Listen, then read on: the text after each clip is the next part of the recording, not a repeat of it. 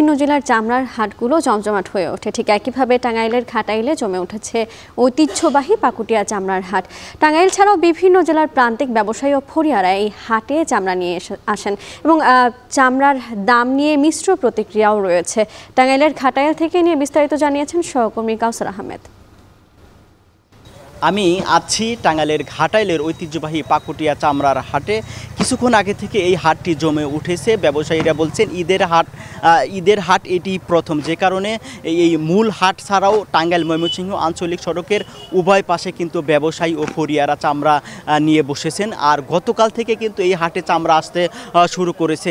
আমাদের সাথে কয়েকজন ব্যবসায়ীর কথা হয়েছে, তারা জানিয়েছেন এই হাটে কেউ ভ্যানে করে, কেউ ট্রাকে করে, কেউ ছোট পিকআপে করে কিন্তু চামড়া নিয়ে এসেছেন, তারা বিক্রি করছেন। আর এই হাটে ঢাকা থেকে ট্যানারি মালিকদের প্রতিনিধিরা এসে কিন্তু চামড়া কিনে নিয়ে যান। আর এই হাটে টাঙ্গাইল ছাড়াও পার্শ্ববর্তী ময়মনসিংহের বিভিন্ন উপজেলার ফরিয়া ও ব্যবসায়ী যারা রয়েছেন তারা চামড়া নিয়ে এসে বিক্রি করছেন। তারা জানিয়েছেন যে তারা বিভিন্ন গ্রাম ঘুরে চামড়া কিনেছেন। এরপর তারা বলছেন যে আকার ভেদে প্রতি চামড়া কিনেছেন 300 থেকে শুরু করে সর্বোচ্চ 800 টাকার মধ্যে। আর এছাড়াও প্রতি চামড়ায় তাদের লবণ বাবদ খরচ হয়েছে 250 থেকে 300 টাকা পর্যন্ত। এছাড়াও তাদের পরিবহন খরচ ও শ্রমিক খরচ রয়েছে।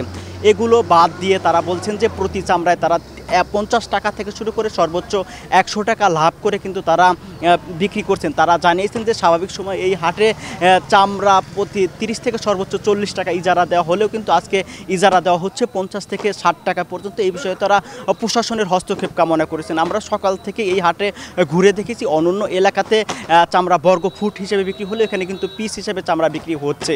আর এই হাটের ইজারাদার জানিয়েছেন যে স্বাভাবিক সময় এই হাটে 5 থেকে সর্বোচ্চ 600 পিস চামড়া বিক্রি হলেও আজকের হাটে কিন্তু 8 থেকে 10 হাজারের অধিক চামড়া বিক্রি হবে। তিনি জানিয়েছেন যে স্বাভাবিক সময় এই হাটে 6 থেকে 7 লাখ টাকার বাণিজ্য হলেও আজকে কিন্তু প্রায় কোটি টাকার উপরে বাণিজ্য হবে। এই হাটে ষাঁড় গরু, গাভী গরু ছাড়াও কিন্তু ছাগলের চামড়াও বিক্রি হচ্ছে। তো এই ছিল টাঙ্গাইলের পাকুটিয়া হাটে চামড়া বিক্রির সবশেষ তথ্য। রাজধানী সহ দেশের বিভিন্ন জেলায় বাড়ছে এডিস মশার উপদ্রব, যে কারণে বাড়ছে ডেঙ্গু রোগীর সংখ্যা।